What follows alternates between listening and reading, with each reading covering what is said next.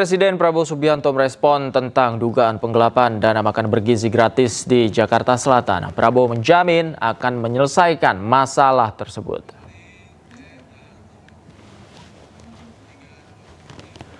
Prabowo Subianto mengaku belum dapat laporan terkait masalah itu, namun ia menjamin untuk mengurus dan menyelesaikan masalah tersebut. Presiden juga menegaskan akan menjaga setiap rupiah uang rakyat agar tidak disalahgunakan. Hal itu disampaikan oleh Prabowo usai menerima tamu negara di Istana Kepresidenan Jakarta.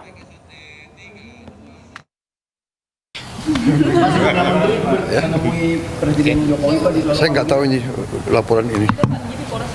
Sudah ditangani. Oh ya? Udah ada informasi yang Oh ya? Belum. Pasti diurus.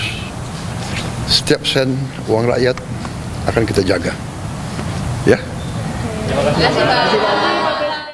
Pemirsa, Presiden Prabowo Subianto menyindir sosok profesor yang disebut kerap mengkritisi program makan bergizi gratis. Padahal Prabowo menegaskan program ini diinisiasi agar tak ada anak Indonesia yang kelaparan dan kurang gizi.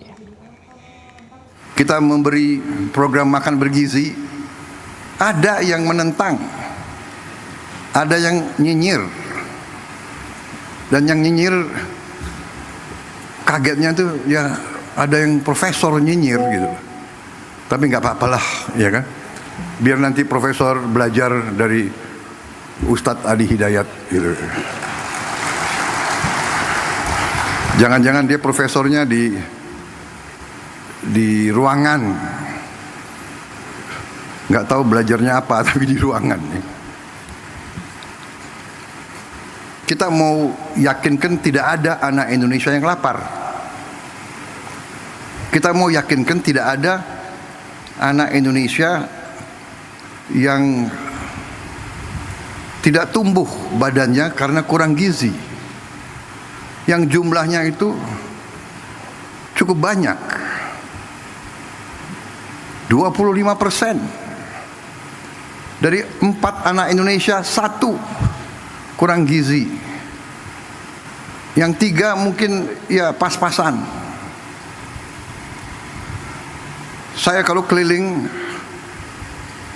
saya lihat di Timur Tengah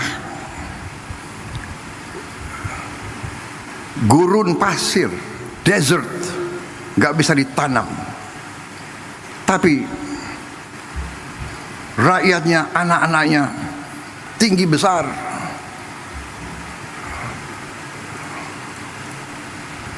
Pemimpin-pemimpinnya mikirkan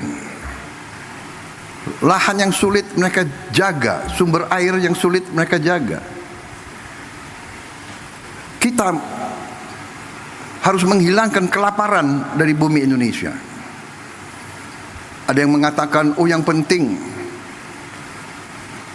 ibu hamil yang dikasih makan. Ini pakar-pakar ini tidak belajar, tidak baca. Program MBG itu mulai dari ibu hamil. Mungkin satu-satunya negara di dunia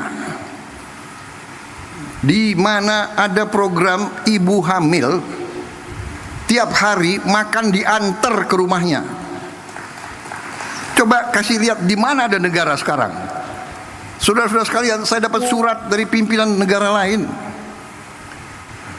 Belajar ke Indonesia, mau belajar tentang makan bergizi. Saya katakan kita belum. Nanti akhir tahun baru kita selesai semua. Tapi kita sudah mulai. Ibu yang sedang hamil makan diantar ke rumahnya. Polemik ijazah Presiden ke-7 Republik Indonesia Joko Widodo terus berlanjut karena dianggap sudah menjadi fitnah dan pencemaran nama baik dirinya.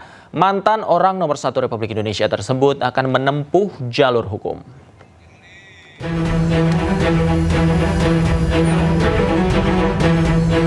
Polemik ijazah Presiden ke-7 RI Joko Widodo terus berlanjut.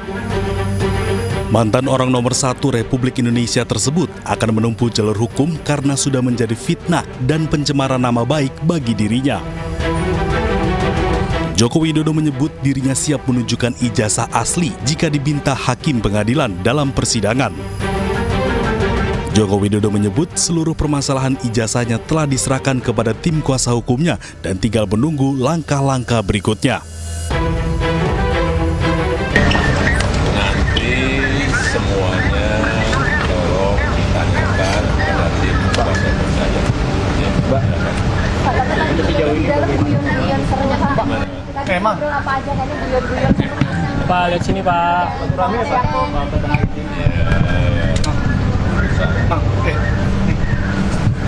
Ya, nanti akan. Ya, ngajak. Meski demikian, menurut kuasa hukum Joko Widodo, Yakub Hasibuan, Joko Widodo belum memberikan instruksi secara langsung kapan akan melayangkan tuntutan, meski nama-nama calon terlapor sudah diberikan kepada Joko Widodo. Ya, jadi sementara ini memang sudah ada 4 orang yang kami lengkapi semua dokumen dan bukti-buktinya. Kapan dugaan tindak pidana dilakukan, di mana dugaan tindak pidana dilakukan, dengan metode apa dugaan tindak pidana dilakukan, dan sebagainya. Namun untuk nama-nama tersebut belum dapat kami sampaikan sekarang. Tentunya ini masih menunggu kembali lagi konfirmasi akhir dari Pak Jokowi seperti apa.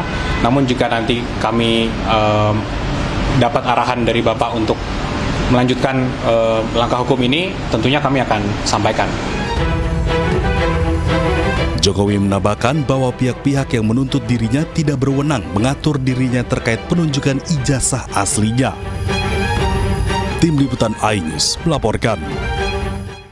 Polres Metro Jakarta Selatan kembali melakukan pemeriksaan terhadap pelapor yaitu mitra dapur SPPG Kalibata kasus dugaan penipuan dan penggelapan dana makan bergizi gratis. Usai melakukan pemeriksaan 5 orang saksi, polisi kini tengah mendalami surat perjanjian antara yayasan dan mitra dapur.